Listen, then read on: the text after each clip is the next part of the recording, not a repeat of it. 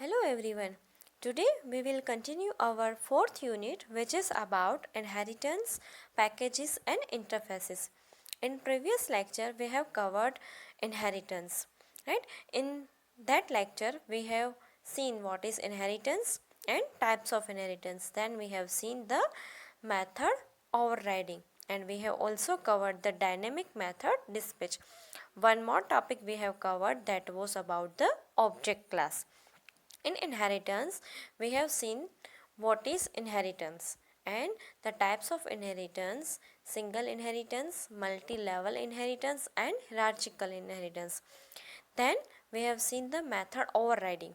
Whenever you are creating the same method which is already available in parent class, that means you are overriding the method. Dynamic method dispatch, it means at runtime the method will be decided which method will be executed with which reference. Then we have seen the object class. Object class is a superclass of all the Java classes. In today's lecture, we will start with packages, which is a collection of all the classes, and then we will see the interfaces. First of all, let us see what is package. A Java package is a collection of similar types of classes, interfaces and sub packages. Package જે છે એની અંદર similar type of classes કે જેની functionality similar હોય, characteristics similar હોય, એવા classes, interfaces અને બીજા સબ પેકેજીસને આપણે જ્યારે કલેક્ટ કરીએ છીએ તો આપણે એને પેકેજ તરીકે આઈડેન્ટિફાય કરીએ છીએ. The Java packages provides access protection, right? The Java packages are used to provide the access protection. આપણે કોઈ પણ ક્લાસને એક્સેસ ના કરવા દેવો હોય outside the package or outside the file, તો આપણે એને પ્રાઇવેટ કે પ્રોટેક્ટેડ તરીકે એડ કરી શકીએ. ફોર એક્ઝામ્પલ, તમે પેકેજ ડિફાઇન કરી દો તો એ આઉટસાઇડ ધ પેકેજ એક્સેસ થઈ શકતું નથી. એટલે આપણે એક્સેસ પ્રોટેક્શન પ્રોવાઈડ કરવા માટે પણ પેકેજીસ યુઝ કરીએ છીએ. Packages in Java can be divided in two types: built-in package and user-defined package. જાવાની અંદર પેકેજીસ જે છે એ ટુ ટાઈપ્સના હોય છે. One is built-in package and another one is user-defined package. Built-in package means the already created package in the Java library which are already available in packages in JRE, or we can say the JDK tools. And another is a user defined, which is created by user. તમે C અને C++માં જેમ header file import કરતા હતા, like conio.h, stdio.h, તો એવી જે અહીંયા classes આપણે યુઝ કરીએ છીએ, લાઈક સ્કેનર છે, મેથ છે, સ્ટ્રિંગ છે, તો એ કોઈને કોઈ પેકેજમાં રહેલા હોય છે, તો એને કહેવાય છે બિલ્ટ ઇન પેકેજ, કે જે ઓલરેડી જેડીકેની અંદર અવેલેબલ હોય છે. There are many inbuilt packages such as java.lang, awt, javax, swing, net, io, util, sql. આ બધા જે છે ઓલરેડી બિલ્ટ-ઇન પેકેજીસ છે કે જેના આપણે ક્લાસીસ યુઝ કરીએ છીએ કોઈ પણ જાવાનો પ્રોગ્રામ ઇમ્પ્લિમેન્ટ કરવા માટે. ફોર એક્ઝામ્પલ, સ્ટ્રિંગ ક્લાસ જોતો હોય તો java.lang, Java is a package અને લેંગ જે છે એ જાવાની અંદર સબ પેકેજ છે. પછી એડબ્લ્યુટી છે તો એ જાવાની અંદર રહેલો સબ પેકેજ છે. So this all are the packages. Then we will learn how we can create the package or we can import the package. For creating the package, the syntax is package name. આપણે previously જ્યારે programs execute કરતા હતા, બરાબર, તો એક Notepad ફાઇલની અંદર મોર than one classes લખતા હતા. તો આપણે એને એક પેકેજ તરીકે ડિફાઇન કરી શકીએ છીએ. તો એને પેકેજ તરીકે ડિફાઇન કરવા માટે આપણી ફર્સ્ટ લાઇન આ હોવી જોઈએ: પેકેજ, પેકેજનું નામ, બરાબર. પછી એ જે બંને નોટપેડ ફાઇલ હશે એ પેકેજની અંદર જ સેવ થશે. દેન ઇમ્પોર્ટિંગ પેકેજ. પછી તમે એ જે પેકેજ સેવ કરો છો, ક્લાસીસ સેવ કરો છો, ફર્ધર તમારે એ ક્લાસની રિક્વાયરમેન્ટ હોય છે યુઝ કરવા માટે, એનો ઓબ્જેક્ટ ક્રિએટ કરવો હોય તો એને ઇમ્પોર્ટ કરવા પડે. જેમ કે આપણે સ્કેનર ક્લાસ ઇમ્પોર્ટ કરતા હતા, java.util.scanner. તો જાવા જે છે એ પેકેજ છે, યુટિલ એનું સબ પેકેજ છે અને સ્કેનર જે છે એ ક્લાસ છે. તો આપણે પેકેજ ઇમ્પોર્ટ કરવા માટે ઇમ્પોર્ટ સ્પેસ પેકેજ નેમ, બરાબર. જો ડાયરેક્ટલી તમે જાવાના પેકેજમાંથી કોઈ ક્લાસ લ્યો છો તો અહીંયા આપણે એક જ પેકેજનું નામ આવશે, બીજા પેકેજનું નેમ આવશે નહીં, બરાબર. Then class name. Square bracket means optional, બરાબર. કોઈ એક જ પેકેજ હોય, એનું સબ પેકેજ કોઈ ના હોય તો ડાયરેક્ટલી આપણે import package name dot class name આવી રીતે આપણે ઇમ્પોર્ટ કરી શકીએ છીએ.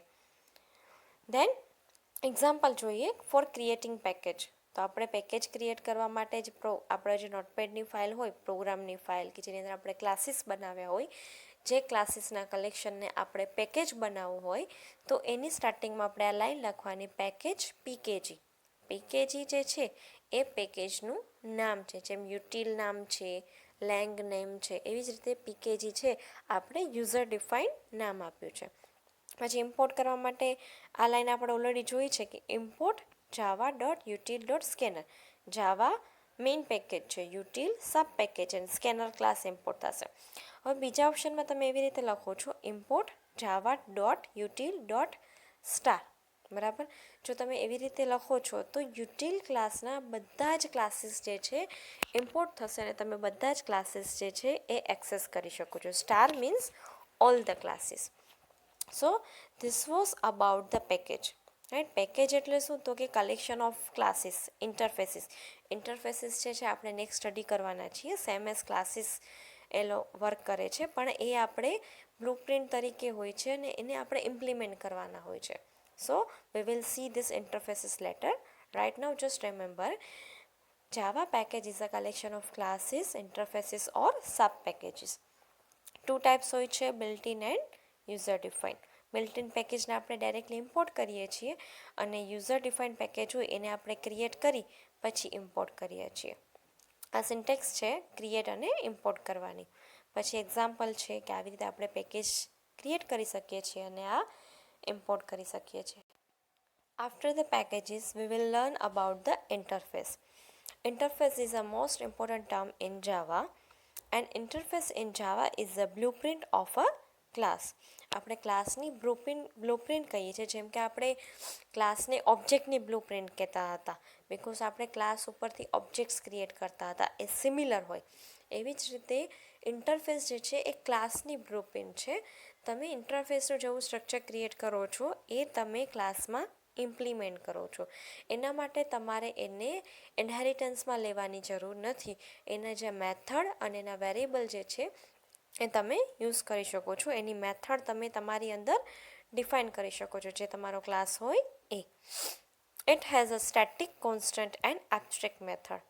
એ ક્લાસની જેમ જ ડિફાઇન કરવાનું હોય છે. એની અંદર પણ વેરિયેબલ અને મેથડ હોય છે, પણ વેરિયેબલ કેવી હશે તો કે કોન્સ્ટન્ટ, બરાબર. આપણે કોન્સ્ટન્ટ ડિફાઇન કરશું, મીન્સ ફાઇનલ વેરિયેબલ. અને મેથડ હશે એ વિધાઉટ બોડી હશે, જેને આપણે એબ્સ્ટ્રેક્ટ મેથડ કહી શકીએ છીએ. મેથડ વિધાઉટ બોડી એટલે એબ્સ્ટ્રેક્ટ. એબ્સ્ટ્રેક્ટ કીવર્ડ જે છે આપણે ફર્ધર સ્ટડી કરશું કે જ્યારે આપણે મેથડની બોડી એડ કરવાની ના હોય ત્યારે એ મેથડને આપણે એબ્સ્ટ્રેક્ટ તરીકે ડિફાઇન કરી શકીએ. With interface we can achieve the functionality of multiple inheritance. ઇન્ટરફેસનો મેઇન યુઝ એ થાય છે કે એનો યુઝ કરીને આપણે જાવાની અંદર મલ્ટિપલ ઇનહેરિટન્સ જે છે એ ઇમ્પ્લિમેન્ટ કરી શકીએ છીએ. Now let us see how we can create the interface. This is a syntax of creating interface. ક્લાસનું નામ લખતા આપણે ક્લાસ જે આપણો કીવર્ડ હતો ક્લાસ ક્રિએટ કરવા માટે, તો અહીંયા ઇન્ટરફેસ જે છે એ કીવર્ડ છે. અહીંયા ઇન્ટરફેસનું નામ પ્રિવિયસલી આપણે લખતા ક્લાસ નેમ, એવી જ રીતે અહીંયા લખવાનું છે ઇન્ટરફેસ, ઇન્ટરફેસનું નામ. દેન ઇન્ટરફેસની અંદર આપણે કોન્સ્ટન્ટ વેરિયેબલ્સ એટલે કે ફાઇનલ વેરિયેબલ્સ ક્રિએટ કરવાના છે અને એબ્સ્ટ્રેક્ટ મેથડ કે જેની બોડી આપણે એડ કરવાની નથી, જસ્ટ મેથડનું declaration. So this is the syntax of creating interface. Now let us see how we can create interface. હવે આપણે અહીંયા એક ઇન્ટરફેસ ડિફાઇન કર્યો છે, ઇન્ટરફેસ એ નામનો આપણે ઇન્ટરફેસ ક્રિએટ કર્યો છે. Public static final integer A equal to 20. આપણે એક વેરિયેબલ ડિફાઇન કર્યો છે ઇન્ટીજર એ ઇક્વલ ટુ 20. હવે આ પબ્લિક સ્ટેટિક ફાઇનલ, સપોઝ તમે એ પબ્લિક સ્ટેટિક ફાઇનલ એડ નથી કરતા, તો કમ્પાઇલ કરવા ટાઈમે એ પબ્લિક સ્ટેટિક ફાઇનલ જે છે ત્યાં એડ થઈ જાય છે. બિકોઝ ઇન્ટરફેસના જે વેરિયેબલ હોય છે એ by default public static final હોય છે. રાઈટ, એટલે તમે સપોઝ પબ્લિક સ્ટેટિક ફાઇનલ ના લખો તો કમ્પાઇલ ટાઈમે એ પબ્લિક સ્ટેટિક ફાઇનલ એટલે કે એ કોન્સ્ટન્ટ બની જાય છે.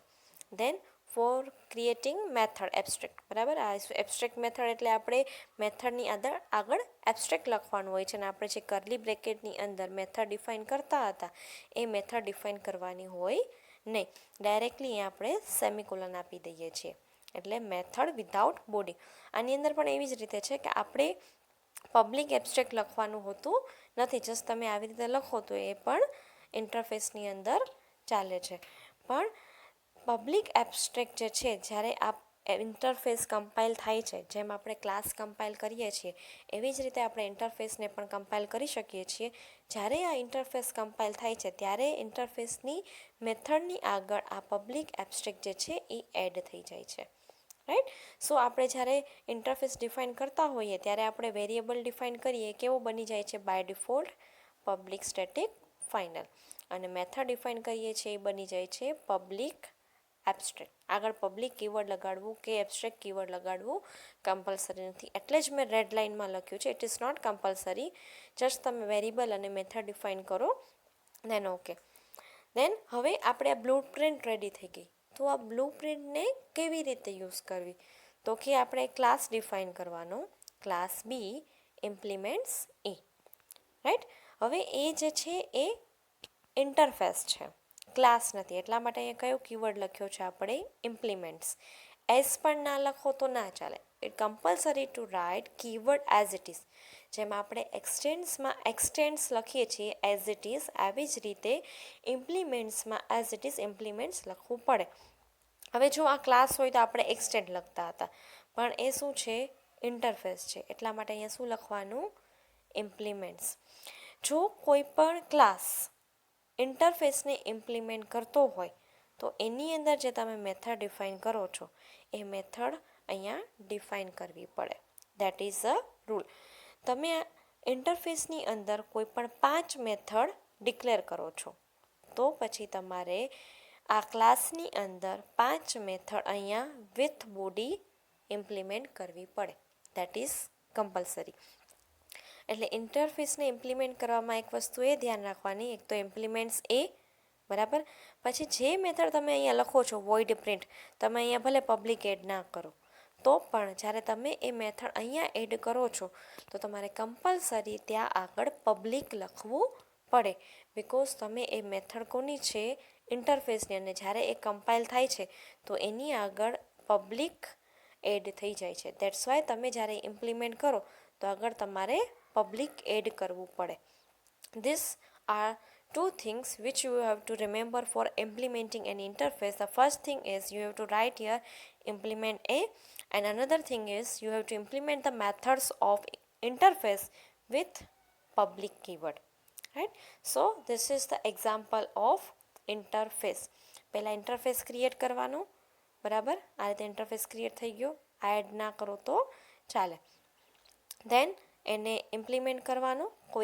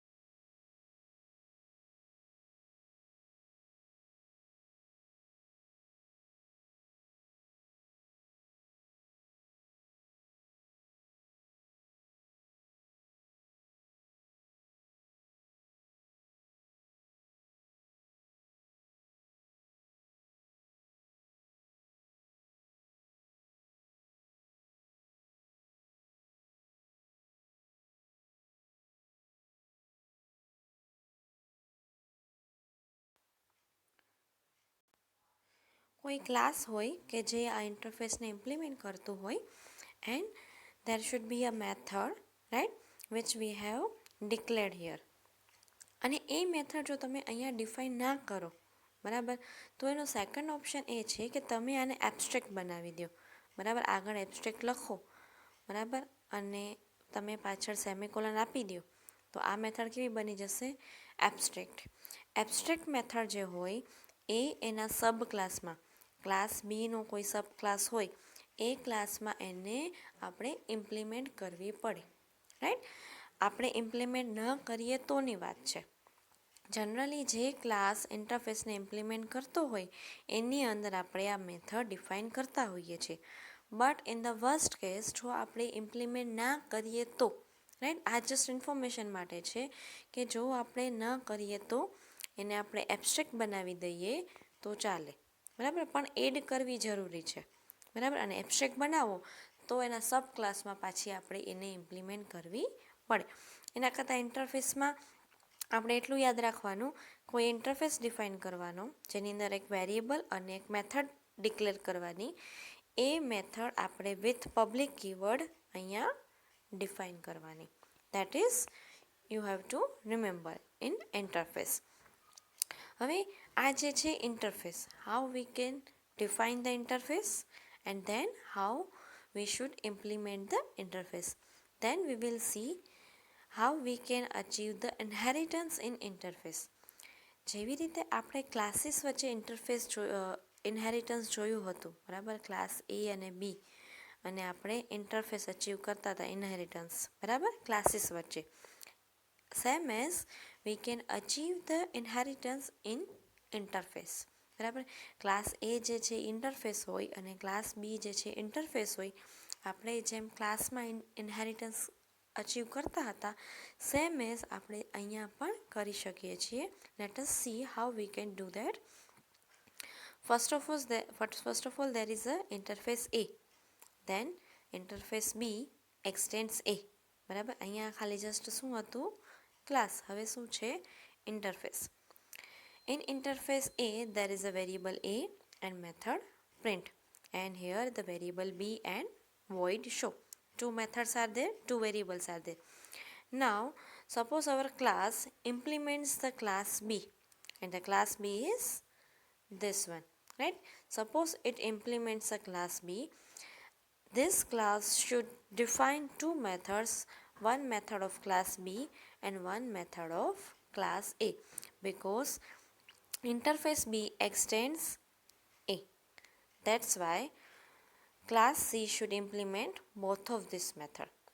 ક્લાસ સી જે છે ઇન્ટરફેસ બીને ઇમ્પ્લિમેન્ટ કરે છે, પણ બી જે છે એ એમાંથી ડિરાઈવ કરેલો છે, બરાબર. આ બંને ઇન્ટરફેસ છે, ક્લાસ નથી. એટલા માટે જ્યારે ક્લાસ સી જે છે બીની મેથડ ઇમ્પ્લિમેન્ટ કરશે તો એને કમ્પલસરી એની પણ મેથડ ઇમ્પ્લિમેન્ટ કરવી પડશે, કારણ કે આની મેથડ આના દ્વારા એક્સટેન્ડ થયેલી છે, રાઈટ. તો જ્યારે સી આને ઇમ્પ્લિમેન્ટ કરશે બીને, તો એ બીની પણ મેથડ ઇમ્પ્લિમેન્ટ કરશે, સાથે સાથે એની પણ, right. So this is what the inheritance in interface. આપણે ઇન્હેરિટન્સ તો અચીવ કરી શકીએ છીએ, પણ સાથે આપણે એ પણ ધ્યાન રાખવું પડે કે જે ક્લાસ ઇમ્પ્લિમેન્ટ કરતો હોય એને જે રિલેવન્ટ મેથડ્સ હોય એ બધી જ મેથડ્સ એણે ઇમ્પ્લિમેન્ટ કરવી પડે. ફોર એક્ઝામ્પલ, અહીંયા વધારાનો એક ક્લાસ ઇન્ટરફેસ ડી હોય, બરાબર, અને ડી જે છે એ બીને એક્સટેન્ડ કરતો હોય, તો મલ્ટી લેવલ થઈ ગયું. તો પછી ક્લાસ સીની અંદર આપણે સપોઝ અહીંયા ડી લઈએ, બીની જગ્યાએ ડી, તો એની અંદર એને 3 મેથડ ડિફાઇન કરવી પડે. અત્યારે કેટલી મેથડ થઈ જાય છે? એક ઇન્ટરફેસ એની, એક ઇન્ટરફેસ બીની, અને જે ક્લાસ સી જે છે ઇમ્પ્લિમેન્ટ્સ બી, એટલે એની અંદર 2 મેથડ ડિફાઇન કરવી પડે. This is what the inheritance in interface. You can implement multi-level inheritance, single inheritance, hierarchical inheritance, even multiple inheritance in interface, right? So this is the inheritance. Then we will see interface, right? In interface, how we can implement multiple inheritance interface, right? How we can implement more than one interface. In previous example, we have implemented only one interface, right? In this example, we will implement two interface. One interface is A and another interface is B. Two interface I have created in this example, interface A and interface B. Now I will implement it here. Class C implements A comma B, right? In extents, you cannot write here A comma B, right? If A and B are classes, you cannot write the A comma B, but they are interfaces. That's why you can write here A comma B. જો આપણે multiple inheritance support કરવું હોય જાવામાં તો આપણે generally કેવું statement લખીએ, class C એક્સટેન્ડ્સ એ comma B. પણ જાવામાં એક્સટેન્ડ્સની સાથે એ કોમા બી સપોર્ટ કરતું નથી, ત્યાં કમ્પલસરી એક જ ક્લાસ હોવો જોઈએ. પણ જો આ એ અને બી જે છે એ ઇન્ટરફેસીસ છે, દેટ્સ વાય આપણે બંનેને એકસાથે ઇમ્પ્લિમેન્ટ કરી શકીએ છીએ. This is the one of the way for implementing the multiple inheritance. તમે બે ઇન્ટરફેસ એકમાં ઇમ્પ્લિમેન્ટ કરો છો. તમે બે ઇન્ટરફેસ એકમાં ઇમ્પ્લિમેન્ટ કરો છો તો તમારે બંનેની મેથડ જે છે અહીંયા ડિફાઇન કરવી પડે. ક્લાસ એની મેથડ અને ક્લાસ બીની મેથડ, બંને મેથડ તમારે અહીંયા ડિફાઇન કરવી પડે. Right? This is the one of the way for implementing multiple inheritance. Now we will see how we can implement the multiple inheritance using interface in Java. Right? There are three ways for implementing multiple inheritance. આપણે જે છે symbol, round symbol જે છે આપણે interface માટે use કરશું અને જે સ્ક્વેર સિમ્બોલ જે છે એ ક્લાસ માટે યુઝ કરશું. બરાબર, આપણે એક્ઝામ્પલમાં square is for class and round is for interface. First way જોઈએ તો આપણે બે ઇન્ટરફેસ લઈ શકીએ, જે પ્રીવિયસલી આપણે લીધું છે. બે ઇન્ટરફેસ લઈએ, ઇન્ટરફેસ 1 એન્ડ ઇન્ટરફેસ 2. એને ઇમ્પ્લિમેન્ટ કરે કોઈ ક્લાસ, બરાબર, કોઈ C1 ક્લાસ જે છે એને ઇમ્પ્લિમેન્ટ કરે. સો this is the one way of implementing multiple inheritance.